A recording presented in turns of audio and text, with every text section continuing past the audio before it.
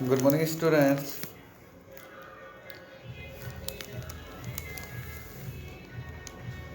तो हमने एक ये सतह ली है, तो हमने अभी इसके लिए विद्युत फ्लक्स क्या होता है तो इसके बारे में बता देते हैं। मान लीजिए कोई ये आवेशित सतह है और इससे लंबवत गुजरने वाली विद्युत बल रेखाओं की संख्या को क्या बोलते हैं? विद्युत फ्लक्स कहते हैं। तो ये हमारा विद्युत फ्लक्स, ये बल रेखाएं हैं इस सतह के लंबवत, और इसे हम फाई ई से, ये क्या है? बल रेखाएं हैं। ये क्या है? बल रेखाएं, विद्युत बल रेखाएं, विद्युत बल रेखाएं। तो विद्युत फ्लक्स क्या है? विद्युत बल रेखाओं की संख्या है। विद्युत बल रेखाएं हैं, ये सतह से निकल रही हैं। मान लीजिए बोर्ड एक सतह है, इससे ही परपेंडिकुलर जो ये इस डायरेक्शन में बल रेखाएं जो गुजर रही हैं, चारों ओर को निकल रही हैं, लेकिन क्या है, इसके परपेंडिकुलर जो निकल रही हैं उनकी संख्याओं को क्या बोलते हैं? हम विद्युत फ्लक्स कहते हैं। और विद्युत फ्लक्स को हम किससे रिप्रेजेंट करते हैं? विद्युत फ्लक्स को हम फाई ई से रिप्रेजेंट करते हैं। किससे रिप्रेजेंट करते हैं? फाई ई से रिप्रेजेंट करते हैं विद्युत बल रेखाओं। तो ये फाई ई क्या होगा इसके बारे में छोटा सा डेफिनेशन में लिख देता हूँ इधर। फाई ई इक्वल्स टू, यानी कि किसी आवेशित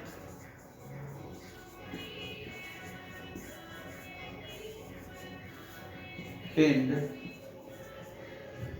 की सतह से लंबवत गुजरने वाली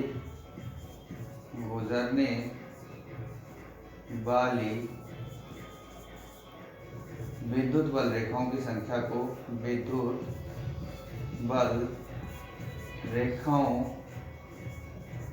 की संख्या विद्युत फ्लक्स कहते हैं। संख्या को विद्युत फ्लक्स कहते हैं।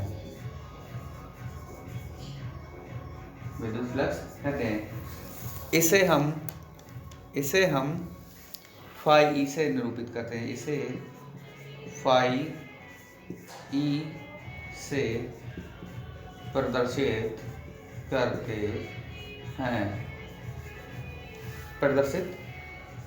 हैं। तो विद्युत फ्लक्स को हम किससे प्रदर्शित करते हैं? फाई से।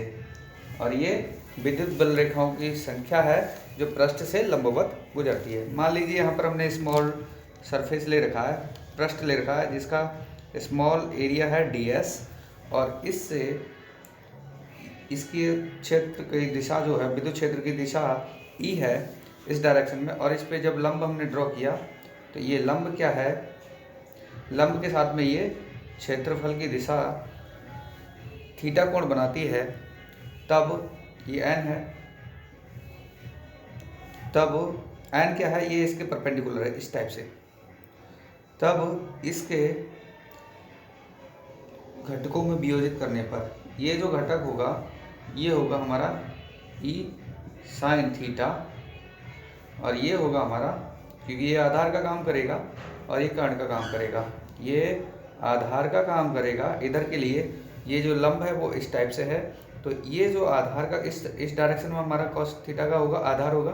तो ये जो घटक होगा हमारा e cos थीटा, ध्यान दीजिए, ये इस टाइप के लिए जो घटक होगा वो e cos थीटा होगा, और ये जो परपेंडिकुलर है इसके लंबवत है। तो लंबवत ही गुजरने वाली संख्या होती है हमारी। तो लंबवत गुजरने वाली, लंब की तरफ की, तो हमने बोला है पृष्ठ से लंबवत गुजरने वाली बल रेखाओं की संख्या क्या कहलाती है? फ्लक्स कहते हैं। तो फाई ई इक्वल्स टू होगा हमारा, phi E equals to E D cos E D S cos theta. तो ये हमारा विद्युत फ्लक्स का सूत्र है। ये विद्युत फ्लक्स का सूत्र है।